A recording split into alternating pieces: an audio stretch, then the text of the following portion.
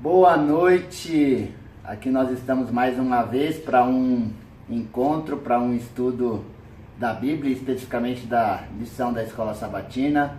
Boa noite, família da Cia da Vila, que vocês também, que de alguma forma não frequentam, não estão com a gente todos os sábados na Cia da Vila, ou durante a semana participem de algum ritmo missional com a gente, mas estão aqui toda sexta-feira para poder compartilhar junto com a gente esse momento de estudo da Bíblia e da lição da Escola Sabatina.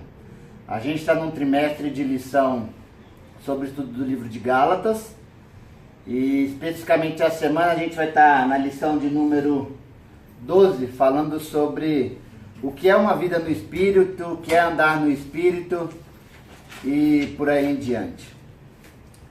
Eu quero começar, hoje a gente está aqui com a Suzana, todos vocês conhecem, alguém que vai contribuir muito e trazer o conhecimento para vocês. E já quero começar fazendo a leitura do verso para memorizar da semana, que está em Gálatas capítulo 5, verso 16, que diz assim: Por isso digo, vivam pelo Espírito, e de modo nenhum satisfarão os desejos da carne. Já começar com você, Suzana. Boa noite, pessoal, tudo bem? O que Paulo está querendo dizer para a gente sobre esse texto? Ele está querendo trazer para a gente uma consciência de uma vida sem pecado, completa, a partir do momento que a gente vive com o Espírito? Ou tem alguma coisa relacionada com isso ou não? O que você acha? Quando a gente vem estudando Gálatas, a gente vê que, estando salvos, né, justificados por Cristo, nós recebemos uma nova natureza. Só que isso não quer dizer que a natureza anterior saiu. E nessa semana a gente vai ver uma guerra. Nós temos duas naturezas dentro de nós, elas guerreiam. E não dá para ler o verso 16 simplesmente sem ler os versos anteriores, porque aí realmente você pode achar que você nunca mais vai pecar. Isso não é o caso, não é nem sobre os atos pecaminosos exatamente que Paulo está falando. A partir do verso 13, não sei se você está aí, vamos ler. Irmãos, vocês foram chamados para a liberdade, mas não usem a liberdade para dar ocasião à vontade da carne. Pelo contrário, sirvam uns aos outros mediante amor. Toda a lei se resume num só mandamento: ame o seu próximo como a si mesmo.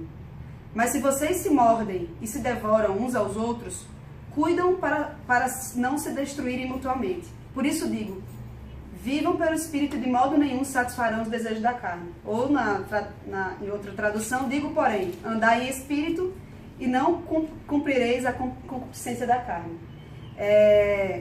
Quando a gente pensa em pecado, a gente pensa sempre, geralmente, em atos pecaminosos, né? A gente pensa na prática do pecado. E Paulo está falando muito mais em motivação, em muitas partes do livro de Gálatas, do que simplesmente os atos pecaminosos. Os atos pecaminosos vêm como consequência. Então, assim, viva pelo Espírito. Isso quer dizer que você vai nunca mais cometer o ato pecaminoso? Não. Isso vai dizer que sua motivação mudou. A sua motivação vai passar a ser guiada pelo Espírito de Cristo. E aí ele está falando o que aqui? De amar uns aos outros, ele está falando de servir uns aos outros e parar de satisfazer o desejo da carne, que é o quê? A minha atitude egoísta, o meu desejo egoísta, aquilo que me move a fazer coisas pensando só em mim.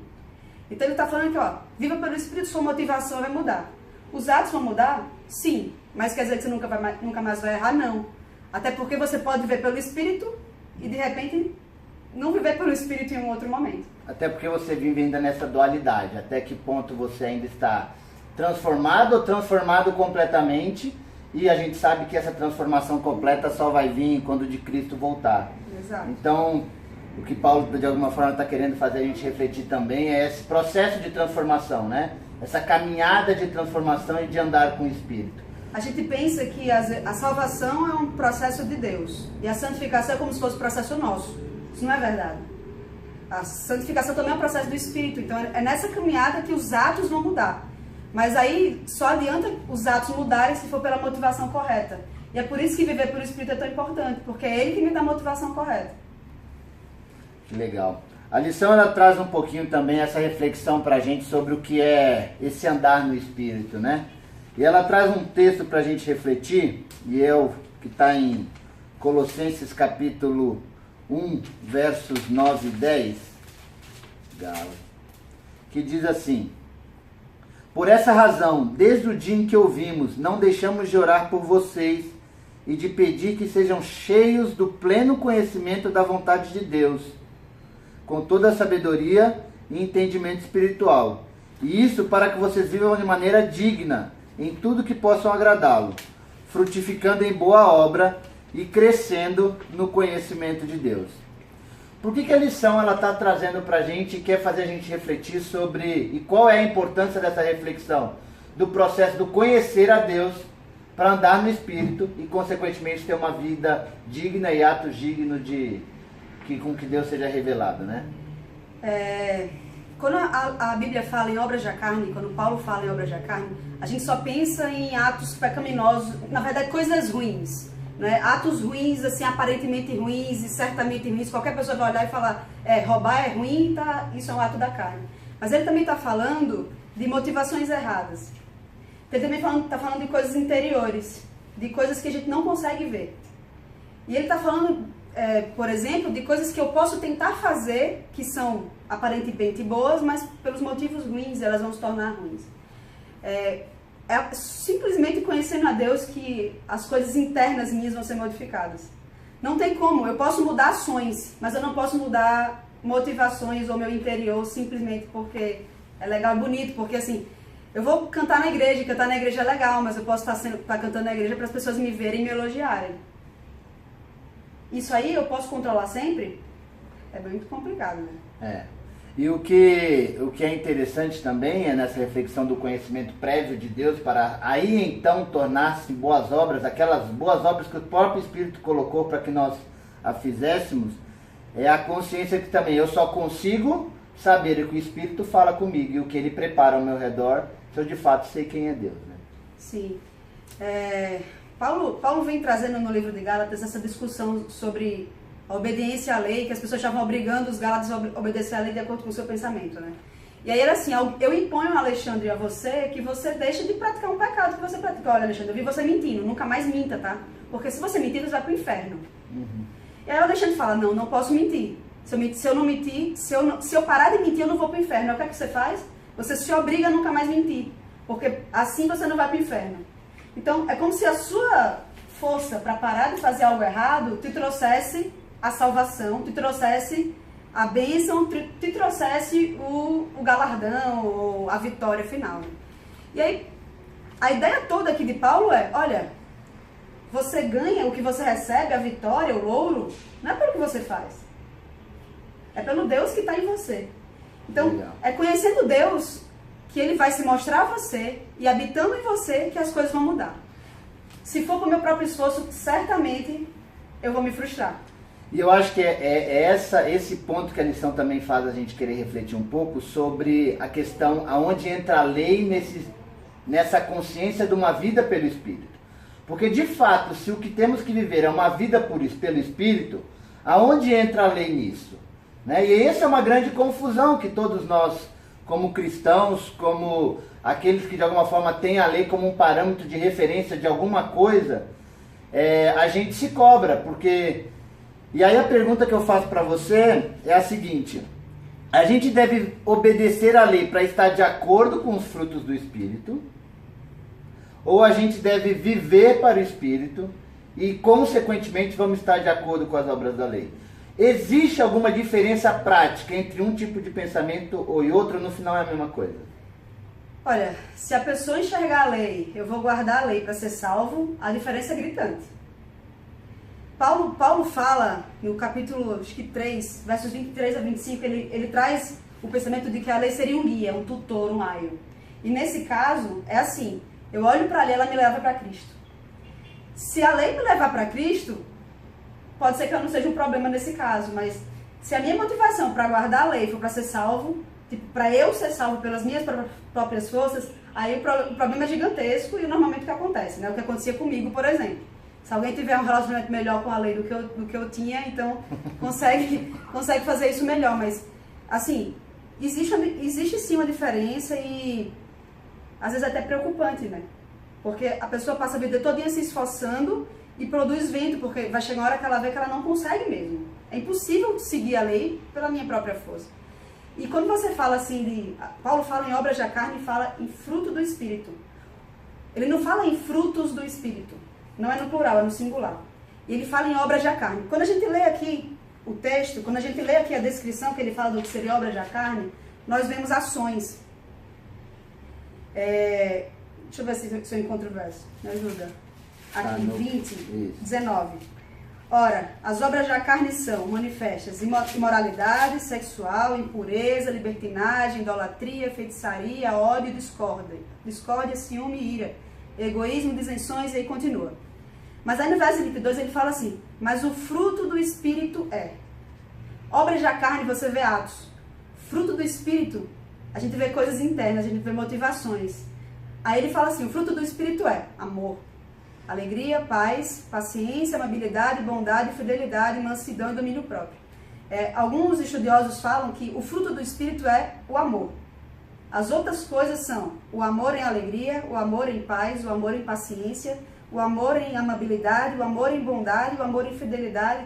Então, é como se o amor, todas essas outras características fossem consequências do amor. E outros falam que o amor é o principal de todas e as outras coisas são trazidas junto com ele. Então, assim, o Paulo fala assim: o fruto do Espírito é amor. A gente se pergunta: eu posso criar amor? Já responde a sua pergunta. Tem diferença? Tem. Por quê? Eu consigo criar o que é o fruto do Espírito? Não. Tem que ser necessariamente, não pelo meu esforço em buscar aquilo, tem que ser necessariamente pelo conhecimento de Deus, porque Deus é quem é a essência do amor. E é Ele que vai trazer sua essência para mim. E é só dessa forma que as características do fruto do Espírito vão ser criadas na minha vida. E aí, depois delas e com elas, talvez simultaneamente, não todas elas na mesma hora, mas de acordo com o que o Espírito guiar, e isso é muito bonito, porque pode ser que você tenha algumas delas em proeminência e outras não, e eu também. Cada um de nós é diferente do outro, a gente não consegue julgar ninguém, porque a gente não consegue medir isso, é uma coisa interna, né? E aí, Deus vai trazer isso para fora, Deus vai trazer isso para as nossas obras. E aí, essas obras são as obras do Espírito, porque elas vêm da essência de quem Ele é. Que maravilha. E quando a gente olha também e vê que o fruto do Espírito, a gente consegue enxergar também que o Espírito já está em nós fazendo todos esses de uma vez. Se talvez você não esteja conseguindo traduzir em obras algumas dessas motivações que é única, talvez é uma das percepções que talvez da sua vida precisam ser mudadas, porque o poder é único, porque o Espírito está em você. E aí eu queria te fazer a última pergunta, Suzana, para a gente poder encerrar. Os assuntos são vastos, são muitos, sim, mas a gente tem que tentar condensar dentro do tempo. Com base na sua experiência dessa batalha espiritual entre viver pela carne e viver pelo Espírito, qual é o conselho, qual é a dica, qual é aquilo que de alguma forma mudou o seu entendimento, a sua motivação, que você poderia passar para aqueles que estão ouvindo para a gente, que possa fazer diferença na vida dele também? Paulo fala em obras da carne e obras do Espírito, e essa é uma coisa que quando a gente olha, a gente fala assim: cadê o Espírito? Porque eu estou vendo as obras da carne e eu pratico algumas delas, né? E aí eu olhava para isso e fazia assim: então eu estou sendo idólatra, eu tenho que me esforçar para deixar de ser idólatra. Então eu ficava me esforçando. E eu não só me esforçava, às vezes eu olhava para outra pessoa e falava: você não está se esforçando tanto, eu estou melhor que você, né? E aí me sentia até superior da pessoa que eu via que não estava se esforçando tanto. Só que aí chegava a hora que eu fazia, que eu mesma olhava para mim e fazia: não adianta o quanto eu vou me esforçar aqui, é impossível. Quando eu entendi o que é salvação e quem Cristo é, que é Ele quem me cobre de todas as coisas, é Ele que me dá vestes novas, é Ele quem muda tudo em mim, que muda as minhas motivações, que muda os meus atos, inclusive, e que eu preciso, o meu esforço é para estar com Ele, permanecer no Espírito, eu percebi que a vida é mais leve e as mudanças ocorrem também. Amém.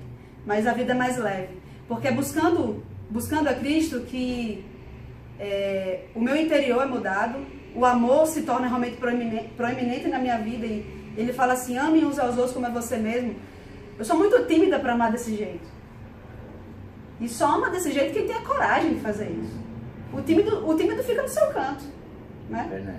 Então Deus Ele coloca isso na gente. E aí o único conselho que eu posso dar é: se está faltando, se você olha na sua vida e falta fruto do Espírito, se você olha na sua vida e você observa obras da carne que você não gostaria.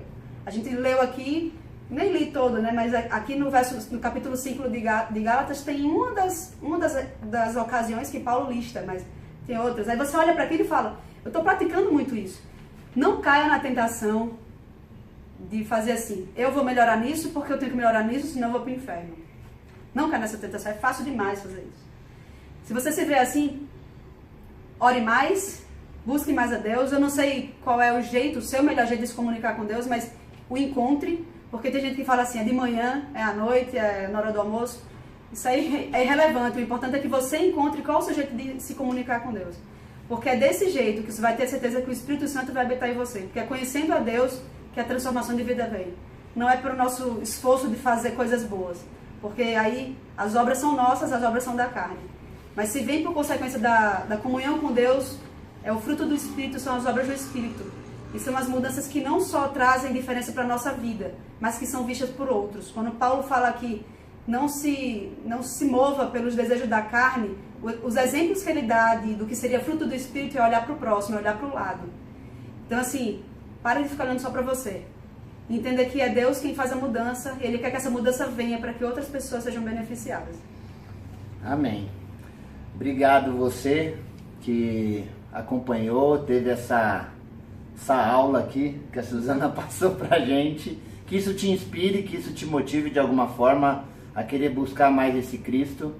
E aí quando você encontrar de fato esse Cristo que já habita em você através do Espírito, é o que diz o final do verso 23, contra tudo isso não há lei. Porque no momento que você errar, e você vai errar, isso já está pago, em nome de Jesus. Amém. Guarde isso, leve isso para sua semana, para sua vida, e esteja aqui até na semana que vem, onde a gente vai compartilhar de novo mais um momento de reflexão e estudo da Bíblia. Que Deus te abençoe e tenha uma boa semana e um bom sábado.